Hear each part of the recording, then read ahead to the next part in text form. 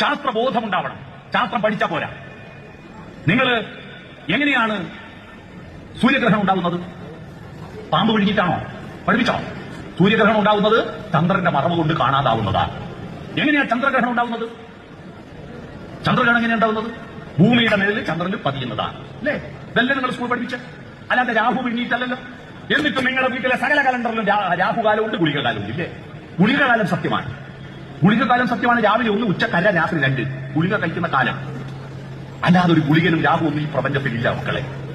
രാഹുകാലം നോക്കിയിട്ട് ഇവിടുത്തെ അധ്യാപകരെല്ലാം പഠിപ്പിച്ചത് ചന്ദ്രഗ്രഹണോ സൂര്യഗ്രഹണം ഉണ്ടാകുന്നത് പാമ്പ് വിഴുങ്ങിയിട്ടാന്നല്ല. എന്നിട്ട് ഇവിടുത്തെ മാഷന്മാരുടെ മക്കളുടെ കല്യാണത്തിന് രാഹുകാലം നോക്കാതെ വിവാഹം കഴിച്ച ആൾ വളരെ അപൂർവമായിരിക്കും. ഇതാ പറയുന്നത്, നമ്മള് നന്നാവില്ല.